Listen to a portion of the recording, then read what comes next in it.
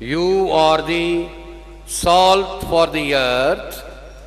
You are the light for the world. மத்தேயு 5:13-14.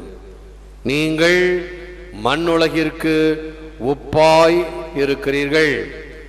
நீங்கள் உலகிற்கு ஒளியாய் இருக்கிறீர்கள். இயேசுவில் அன்பார்ந்த சகோதர சகோதரிகளே, அன்பார்ந்த தொலைக்காட்சி நேய விசுவாசிகளே, உவர்ப்புள்ளதாக இருந்தால் மட்டுமே அது உப்பு, ஒளி தந்தால் மட்டுமே அது ஒளி விளக்கு. ஒவ்வொன்றும் அதற்குரிய செயலை செய்ய வேண்டும், அதற்குரிய பயனை தர வேண்டும். அப்பொழுதுதான் அதுக்கு பெருமை, அப்பொழுதுதான் அதுக்கு மதிப்பு. இல்லை என்றால் மதிப்பும் கிடையாது, பெருமையும் கிடையாது. பல சமயங்களில் பெற்றோர்களுடைய ஒரு பெரிய குணத்தினால் பிள்ளைகள் வண்டி ஓட்டுவாங்க. எங்க அப்பா அப்படிப்பட்டவர், எங்க அப்பா அப்படிப்பட்டவர், எங்க அம்மா அப்படிப்பட்டவங்க அப்படின்னு. சரி, அப்பா இருக்கட்டும் அம்மா இருக்கட்டும், நீ எப்படி இருக்கிற அப்படி பார்க்க வேண்டும். எங்க ஊரு அல்லது எங்க குலம் என்றெல்லாம் பெருமை பாராட்டுவது பெருங்காய டப்பா சொல்ற மாதிரி. பெருங்காய டப்பா என்ன சொல்லும்? வாசனையா இருக்குது பார் அப்படின்னும். ஆனா அந்த வாசனை பெருங்காயம் இருந்தா தான்.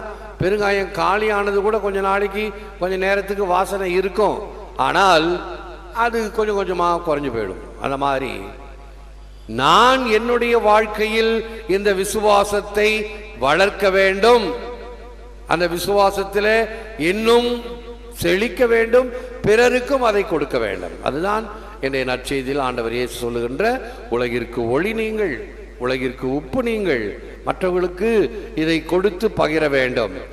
உப்பு எனில் உருக்குலைய வேண்டும், ஒளி எனில் எரிய வேண்டும். உப்பு நாம் எந்த உணவுப் பொருட்களில் போடுகிறோமோ அதற்கு சுவை ஊட்டுகிறது. அது மட்டுமல்ல, அது அழியாமல் பாதுகாக்கிறது.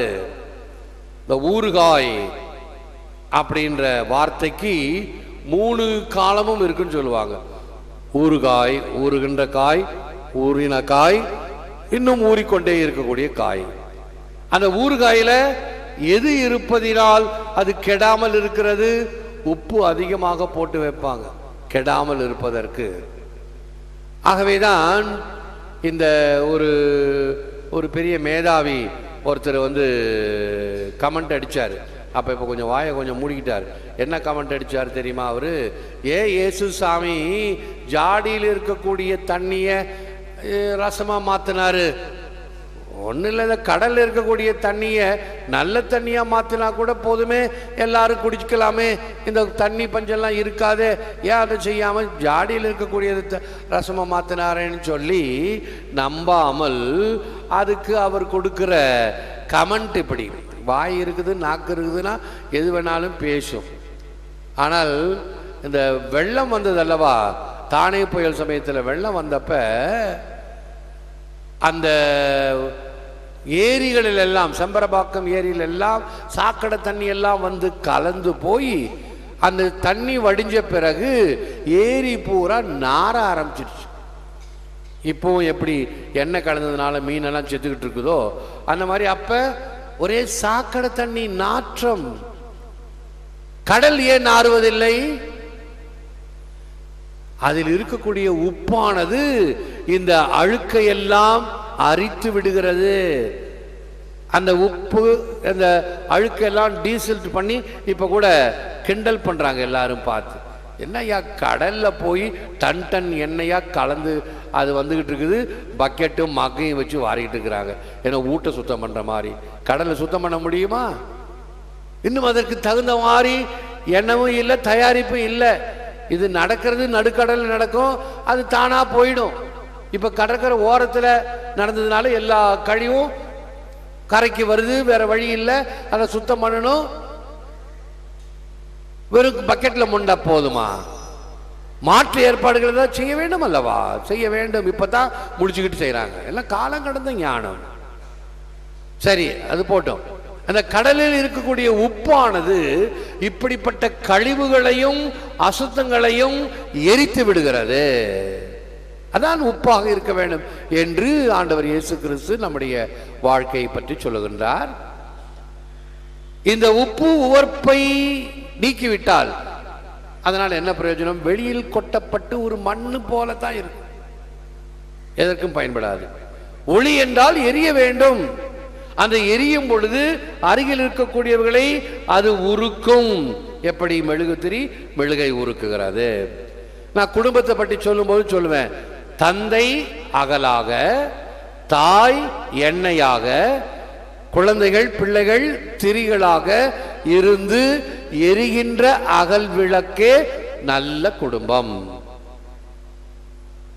இந்த தாய் தகப்பனுடைய தியாகத்திலே பிள்ளைகள் எரிந்து அவர்கள் ஒளி வீச வேண்டும். அது குடும்பத்தினுடைய ஒளி விளக்கு. இந்த போலீஸ் எல்லாம் இப்போ போய் எரிச்சுதுன்னு சொன்னாங்களே, நல்ல நல்ல கமெண்ட். இப்போ வாட்ஸ்அப் வந்ததும் என்னென்ன கமெண்ட் எல்லாம் அடிக்கிறாங்க. வீட்டுக்கு வந்து லட்சுமியா குத்து விளக்கு ஏற்றணும்னு பார்த்தா இந்த மகாலட்சுமி வீட்டையே எரிச்சிருச்சு.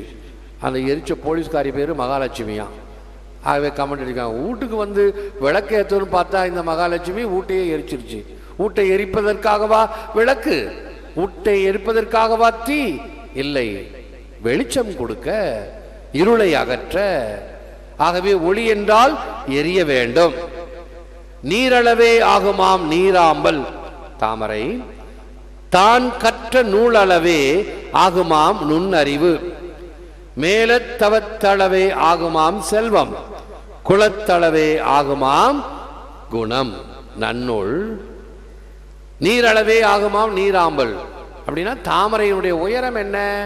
தாமரையுடைய உயரம், அந்த தண்ணீர் உயர உயர தாமரையும் உயரும். தான் கற்ற நூலளவே ஆகுமாம் நுண்ணறிவு.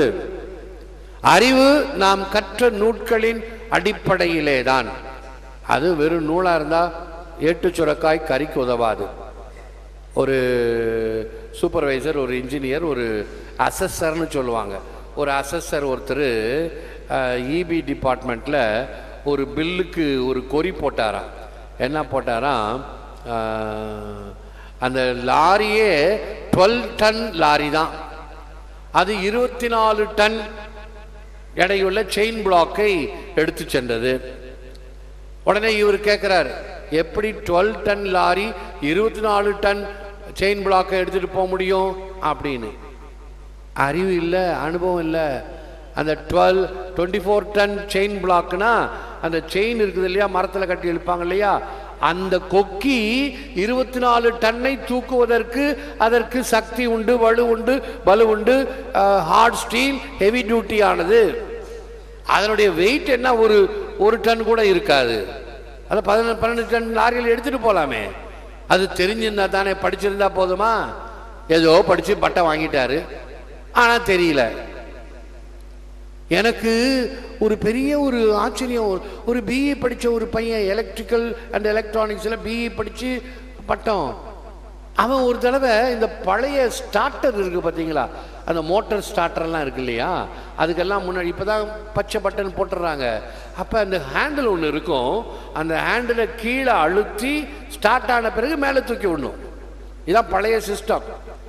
அதுக்கு என்ன அர்த்தம்னா, கீழே அழுத்தும் பொழுது அதிகமான கரண்ட் சப்ளை, வோல்டேஜ், ஆம்பியரேஜ் தேவை. ஸ்டாட்டிக்கில் இருக்கக்கூடிய ஒரு மோட்டரை ஓட வைக்கிறதுக்கு எப்படி வண்டிகள்லாம் ஃபர்ஸ்ட் கியர் போடுறோம்.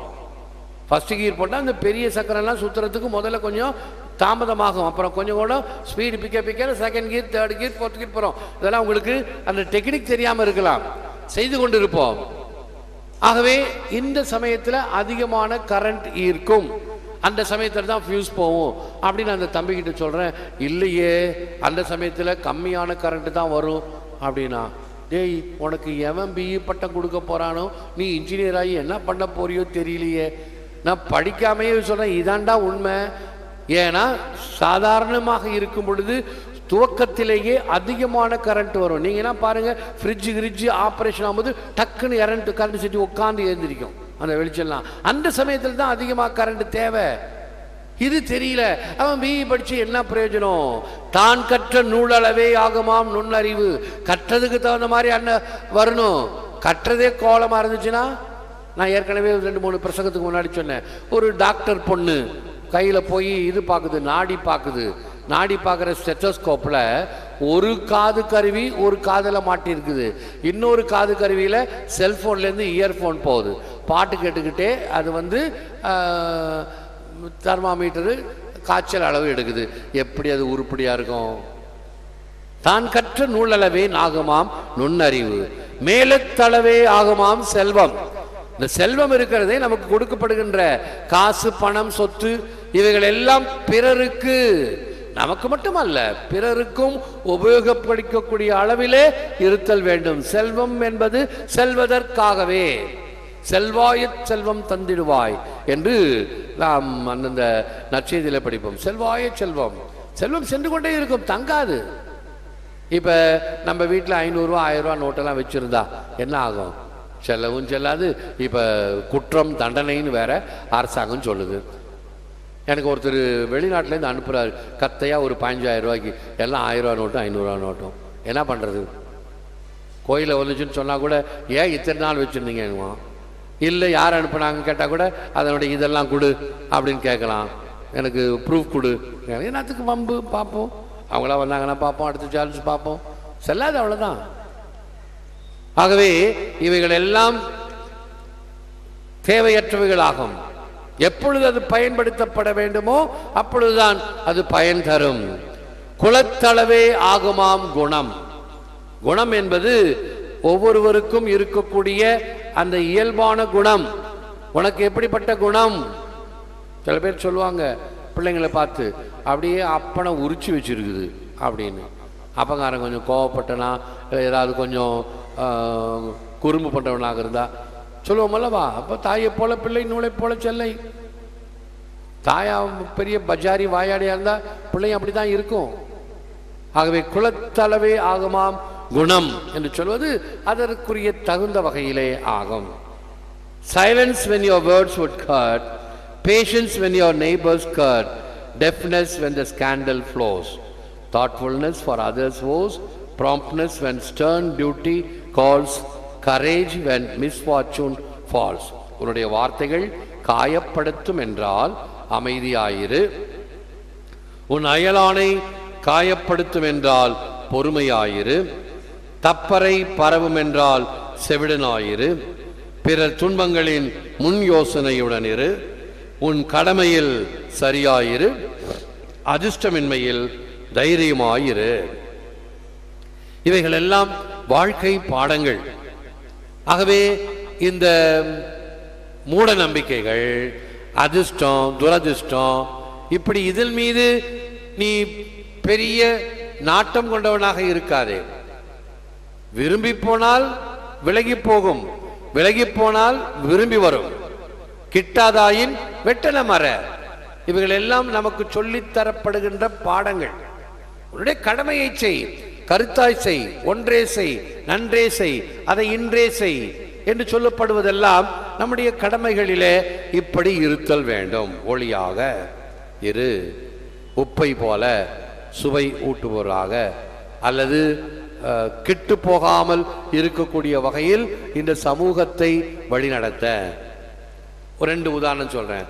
ஒரு சொத்த மலாக்கொட்டை, மணிலான்னு சொல்லும் இல்லையா, சொத்த மலாட்டை நல்ல மணிலா கொட்டையில நடுவில் இருந்ததுன்னு வச்சுங்க, கொஞ்சம் கொஞ்சமா அந்த எல்லா மலாக்கொட்டையும் அது கெட வைக்கும்.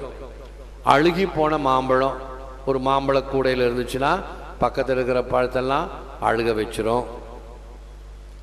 குண்டூசி ஒன்று துரு பிடிச்சிருக்குதுன்னு வச்சுங்க, நல்ல குண்டூசி போட்டு வைங்க, பக்கத்தில் இருக்கிற குண்டூசி எல்லாம் துரு பிடிக்க வச்சிரும். உண்மை, வச்சு பாருங்க, நீங்க அனுபவபூர்வமாக கற்றுக்குவீங்க. அதே போல ஒரு நல்ல மனுஷன் இருந்தா சுற்றி இருப்பவர்களை நல்ல தன்மையில் வைப்பான். கெட்ட மனுஷன் இருந்தான்னு வச்சுங்க, சுற்றி இருக்கிறவங்கள அப்படியே தீய வழிக்கு கொண்டு போவான். அதனால தான் உங்கள் ஃப்ரெண்ட்ஸு, உங்களுடைய கம்பானியன்ஸ் எப்படி இருக்க வேண்டும்? நல்ல தன்மையோடாக இருந்தால் நன்மைத்தனம் இருக்கும், தீய தன்மையோட இருந்தால் அதுக்கு எடுத்து குட்டிச்சவராக்கும். இந்த மாதிரி நிறுவனங்களில் இருப்பவர்கள் மிக மிக எச்சரிக்கையாக இருக்க வேண்டும். அதே போன்று நிறுவனத்தில் இந்த ஹாஸ்டல் போர்டிங் பிள்ளைங்கள்லாம் இருக்கிறாங்க இல்லையா, ஒரு நல்ல பிள்ளை மற்ற பிள்ளைங்களும் நல்ல பிள்ளையாக்கும், தாராளமுள்ளவர்களாக நல்ல குணமுள்ளவர்களாக அது ஒரு முன்மாதிரியாக எடுத்துக்காட்டாக இருக்கும். ஏதாவது ஒன்று வாங்கலாம் இருந்ததுன்னு வச்சுங்க, தீர்ந்துச்சு. சுற்றி இருக்கிறவங்கெல்லாம் அப்படியே தான். அதே போலதான் பெற்றோரும், பெற்றோரிடம் இருக்கக்கூடிய நல்ல குணத்தை அப்படியே பிள்ளைகள் பின்பற்றுவார்கள், பெற்றோரிடம் இருக்கக்கூடிய தீயவைகளை பிள்ளைகளும் பின்பற்றுவார்கள். உங்க வீட்டில் திருச்சபையை, குருக்களை, பெரியவர்களை மதிக்கிறீர்களா? பிள்ளைகளும் மதிக்கும். மதிக்கலையா, நீ என்ன பேசுறியோ அதே போல அதுவும் பேசும். ஆகவே பெற்றோர்கள் இவங்களுக்கெல்லாம் எடுத்துக்காட்டாக இருக்க வேண்டும். சிலதெல்லாம் எனக்கு நல்ல அனுபவம், அந்த வார்த்தைகள் எல்லாம் இப்படி பிரசங்கத்தில் பீடத்துக்கு முன்னாடி சொல்லக்கூடாது. கேவலமான வார்த்தைகளை சொல்றது ஒரு அப்பனுக்கு பழக்கம். பிள்ளைங்களும் அதே போல வரும். வார்த்தைகளிலே கூச்சமின்றி பயமின்றி பயன்படுத்துவது பெற்றோர்கள் எப்படி முன்மாதிரி காட்டுறார்கள், இப்படி செய்ய வேண்டும். ஆகவே நீங்கள் பெற்றோர்களுக்கு எடுத்துக்காட்டாக இருங்கள். இந்த அதிர்ஷ்டம், துரதிர்ஷ்டம், நேரம், காலம், நாளிகை, மூட நம்பிக்கை இவைகளில் அல்ல, என்னுடைய விசுவாசத்திலே சான்று பகரக்கூடிய வகையில் இருப்பேன் என்பது. நில் உத்திலியூஸ் சோலே எட் சாலே. There is nothing more useful than sun and salt. Roman பிரபு சோலே எட் சாலே.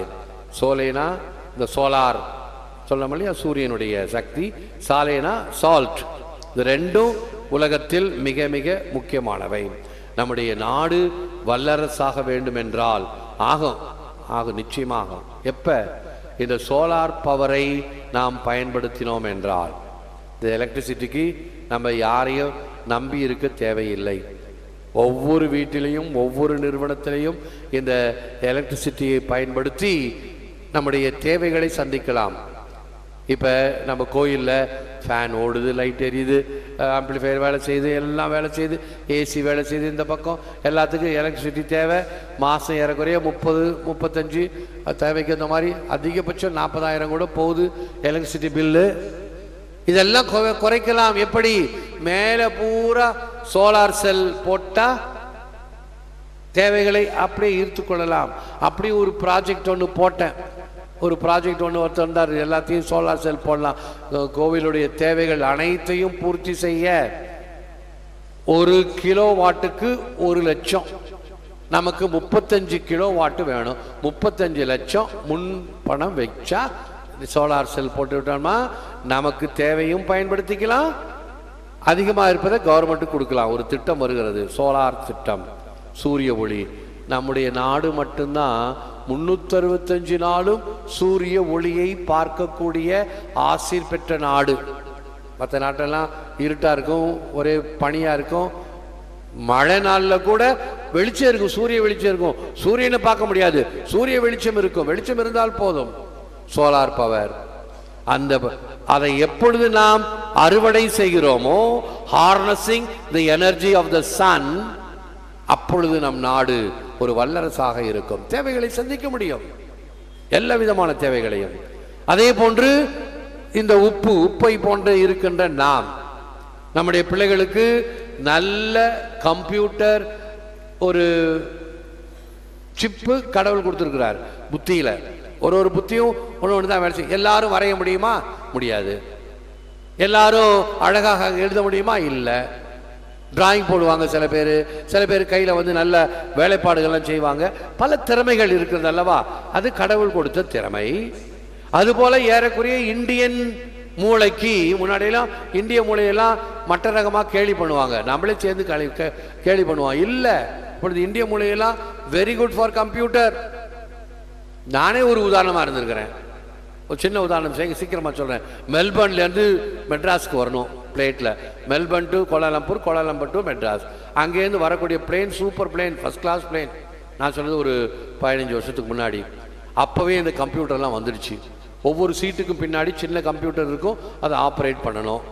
நான் நல்லா ஏற்கனவே நிறைய பயணங்கள் செஞ்சதுனால எனக்கு தெரியும் எந்த நேரத்தில் போகணும் அப்படின்னு. நான் நிறைய நேரம் இருக்குது போர்டிங்கெல்லாம் வச்சுட்டு அந்த சுற்றி வரேன். அந்த ஏர்போர்ட்டில் இருக்கக்கூடிய டியூட்டி ஃப்ரீ ஷாப்பெல்லாம் சுற்றி வரேன்.